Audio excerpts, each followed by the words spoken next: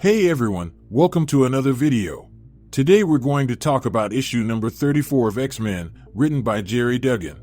But before we dive into the story, I want to ask you a favor. If you enjoyed this video, please leave a like and a comment to help the channel grow. Now this issue opens up with the dialogue from Charles Xavier, saying that dreams are real, because they live and they breathe and then eventually they die, and when they do, they can break the people who dream it. And let me just say that this page is a perfect example of where Charles is at mentally, because he spent his whole life trying to build up the mutant race just to be forced to side with the AIs in order to save his people. But anyway, he goes on to say, today, the X-Men have fires burning across the galaxy, and Nimrod is holding the equivalent of a magnifying glass to Earth's atmosphere. And as for Krakoa itself, Krakoa is currently dying. And the Sentinels are running amok as Charles is forced to collaborate with Orcus in a bid to save mutant kind. And if everything wasn't already going bad, Modock arrives in New York City to be the grotesque olive topping on today's sandwich. Because as soon as he landed, he immediately started to talk to a guard that was guarding Dr. Stasis's ship that was seen back in issue number 3 of The Fall of the House of X. And after a brief conversation, he proceeded to activate a switch on his gauntlet that immediately turned the poor unexpected guard into a grotesque monster. And as the poor man twisted and became unrecognizable, Modock basically filled him in on how Orcus gave him complete access to all the databases of DNA that was stored within their organization. So considering the fact that the artificial intelligence has turned their back on all the humans, Modock no longer feels the need to play nice. So with the restraints off, Modock goes on to create art. Now his art did not just extend to the soldier in front of him, because following that, we skipped over to the Daily Bugle where we see reporter Ben Urich at gunpoint by an Orcus soldier. Now, as you know, Ben Urich is never really scared of much because of his journalistic integrity. So as this Orcus soldier held him at gunpoint, Ben just stood his ground. So right before anything could go any further, the armed individuals received a message from Modock.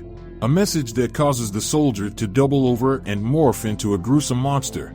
So with all senses of humanity stripped away, the creature went on the attack and was inches away from doing the deed when Firestar arrived. And within moments she released a burst of fire upon the creature, causing it to fall directly out the window and crash into the earth, killing it instantly.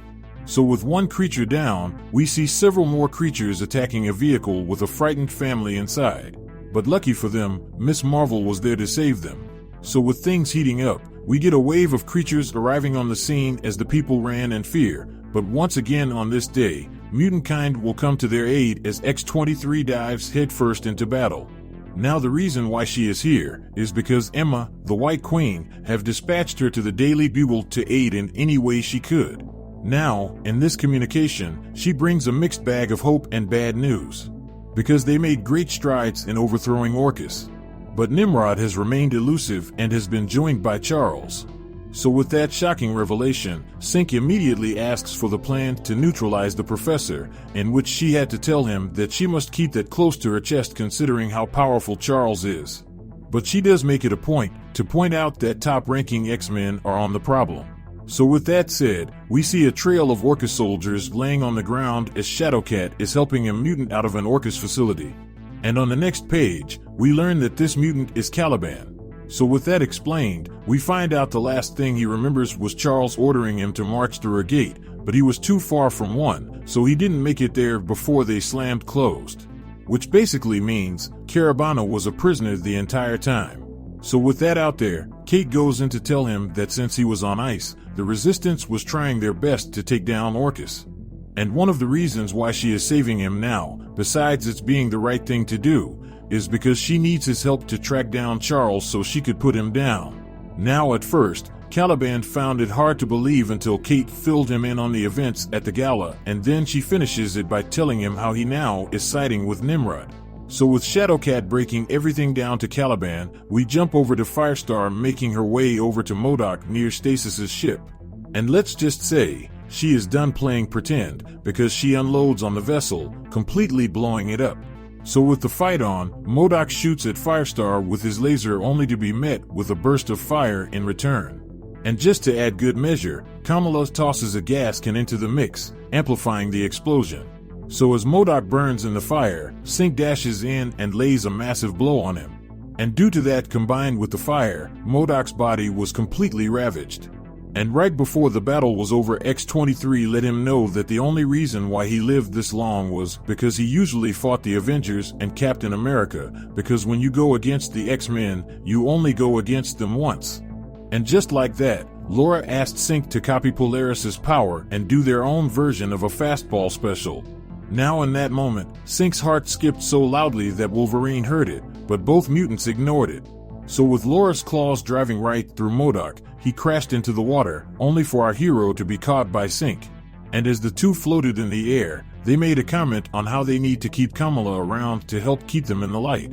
So with the fight over, both Synch and Laura have a small exchange of words.